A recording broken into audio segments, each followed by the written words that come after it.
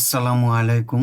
প্রিয় শিক্ষার্থীবৃন্দ, তোমাদের সকলকে আমার চ্যানেলে স্বাগতম জানাচ্ছি। সেই সাথে স্বাগতম জানাচ্ছি আজকের এই গণিত ক্লাসে। আজ তোমাদের গণিত বইয়ের অনুশীলনী 2.3 এর অঙ্কগুলো সমাধান করব। তোমরা যারা আমার চ্যানেলটি সাবস্ক্রাইব করনি তারা সাবস্ক্রাইব করে আমার চ্যানেলের সাথে থেকো। 1 নম্বর অঙ্ক, 4:9 এর দ্বিভাজিত অনুপাত কোনটি? অনুপাতটি হলো 4:9। বিভাজন বলতে বোঝায় অনুপাতের রাশি দুটিকে রুট দিয়ে বিভাজন করব। এখন 2 এর উপরে যদি স্কোয়ার দিই তাহলে 2 দুগুণে 4, আর সাথে থাকলো রুট, অনুপাত রুট। 3 এর উপরে যদি স্কোয়ার দিই 3 তিরিকা 9। এখন 2 এর উপরে স্কোয়ার আর রুট কাটা যায়, 3 এর উপরে স্কোয়ার আর রুট কাটা যায়। এখন অনুপাতটি হবে 2:3। সঠিক উত্তরটি হবে ক, 2:3।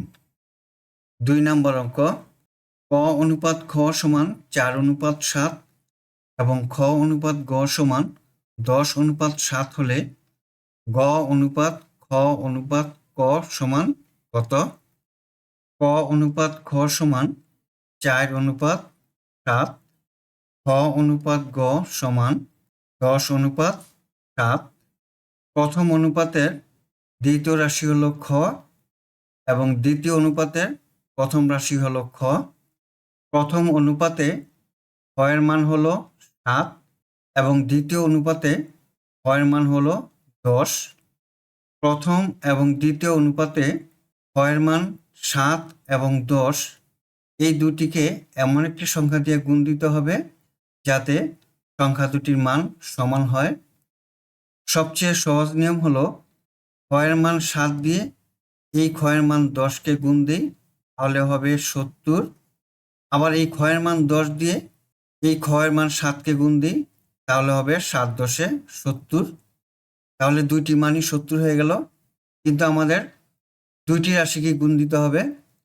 তাহলে 10 দিয়ে 4কেও গুণ দিই, 4 10 40। অনুপাত হলো 40:70। আর 7 দিয়ে 10কে গুণ দিলাম, এখন 7কে গুণ দিই, 7 7 49। সুতরাং ক অনুপাত খ অনুপাত গ সমান 40 অনুপাত এই 270 থেকে একটি 70 নিলাম খ এর মান, আর এখানে গ এর মান হলো 49।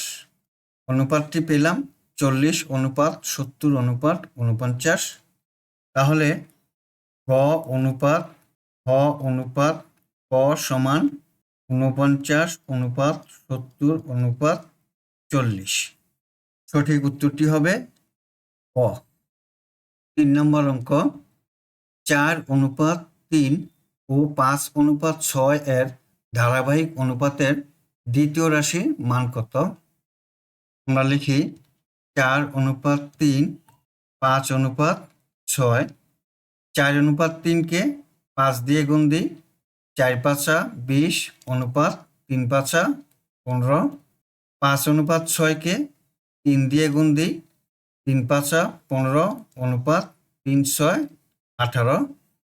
এখন লিখি 20 অনুপাত এই 15 আর এই 15 থেকে 15 অনুপাত 18। তাহলে দ্বিতীয় রাশিটি হলো 15। সঠিক উত্তরটি হবে ঘ, 15। 4 নম্বর, 5:3 এবং 2:5 এর ধারাবাহিক অনুপাত কোনটি? আমরা লিখি 5:3, 2:5। 5:3কে 2 দিয়ে গুণ দিই, 5 দুগুণে 10, 3 দুগুণে 6।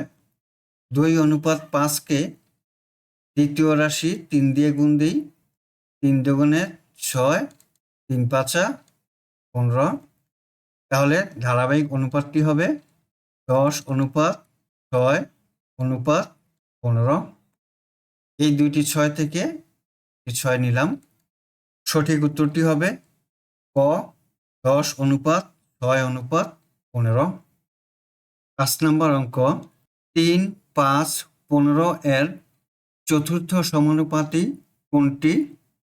এখানে দেখো প্রথম রাশি ভাগ দ্বিতীয় রাশি সমান তৃতীয় রাশি ভাগ চতুর্থ রাশি, বা এখন লিখতে পারি প্রথম রাশি গুণন চতুর্থ রাশি, দ্বিতীয় রাশি গুণন তৃতীয় রাশি।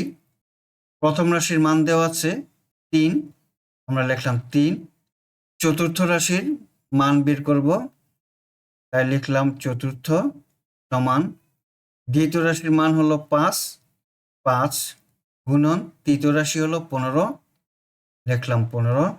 সুতরাং চতুর্থ রাশি হবে 5 গুণন 15, 3 দিয়ে 15কে ভাগ দেই, 3 পাঁচা 15, তাহলে হলো 5 পাঁচা 25। তাহলে চতুর্থ রাশিটি হলো 25। সঠিক উত্তরটি হবে খ 25।